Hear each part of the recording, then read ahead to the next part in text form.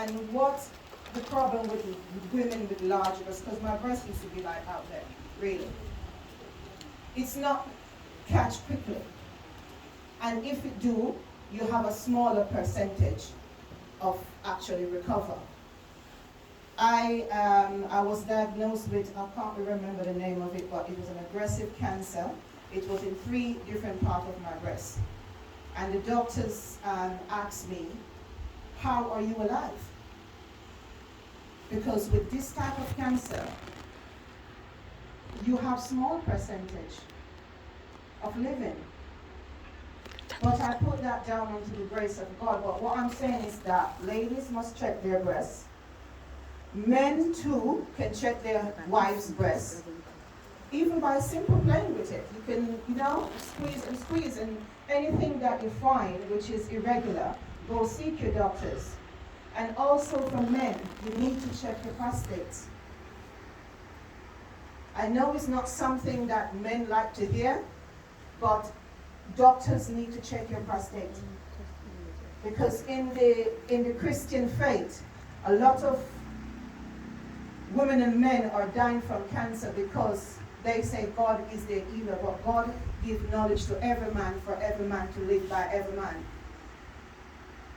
Do you understand? You have a teacher, you have a road sweeper. No one is above anyone, but everyone have knowledge to encourage everyone.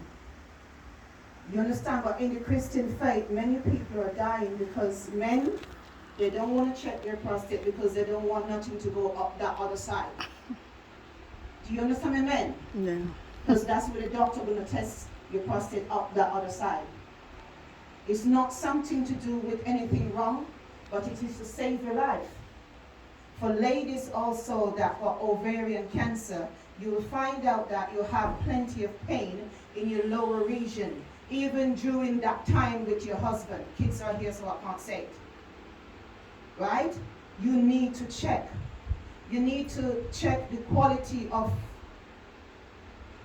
the color on your knickers. I'm trying to discretion.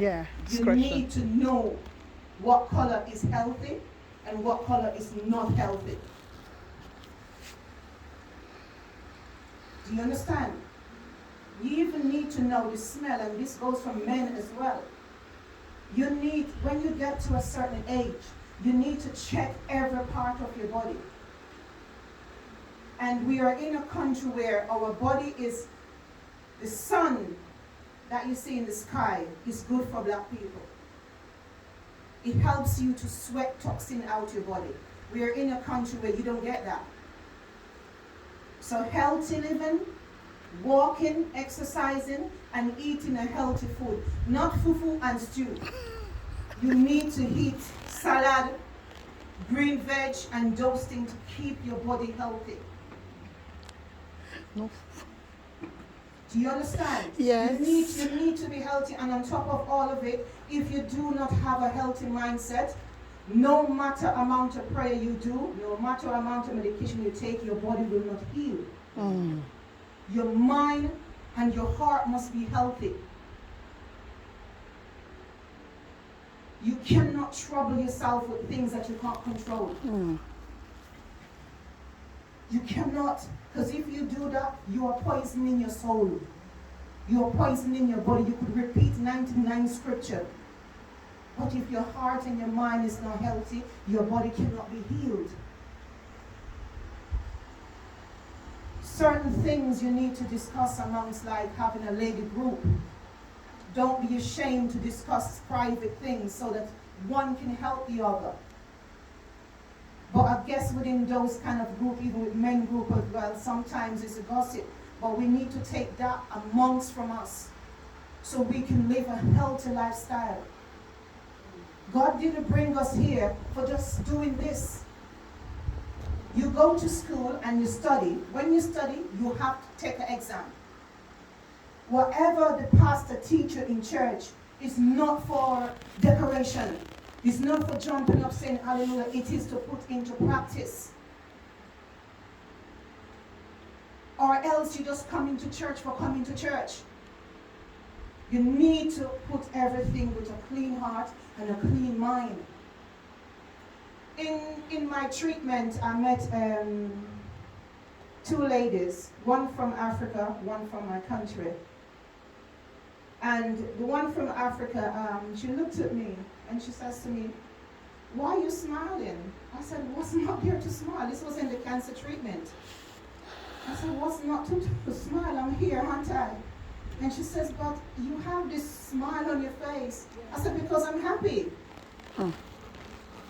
She had breast cancer and the church told her, God will heal her. She don't need to do the other one because the other one was showing some signs.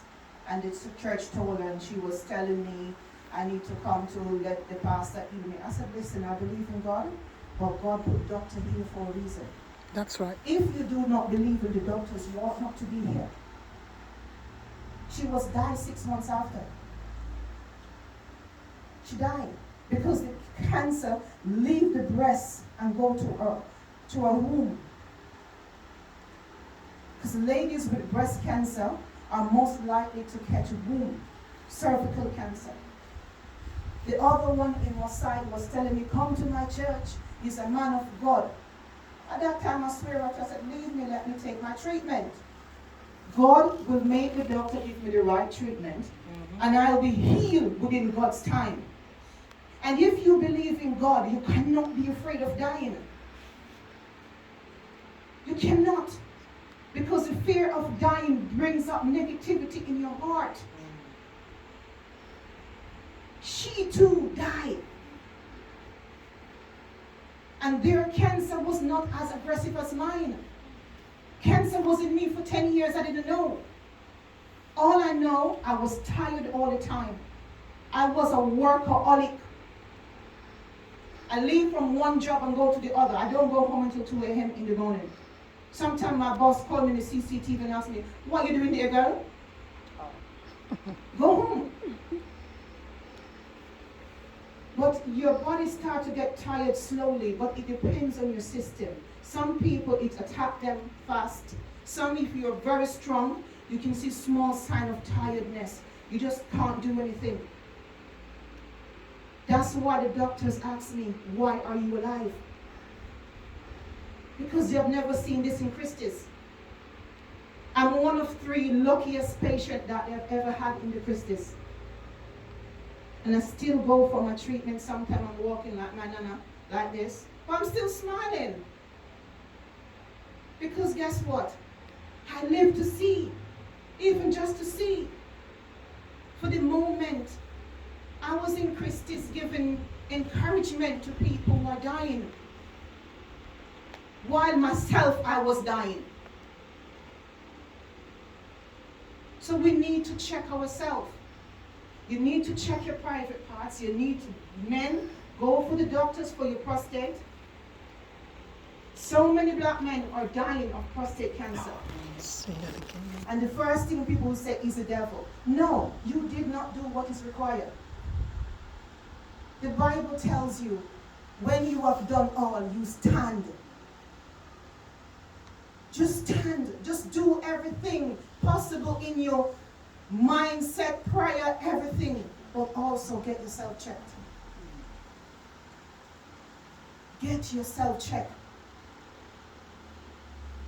The pastor and his lovely wife here didn't just build this church because he wants you people to take the word and make the word a living thing. Make it be a living thing that you live by, you swear by. It's not everything you're going to call pastor for. He is already training you.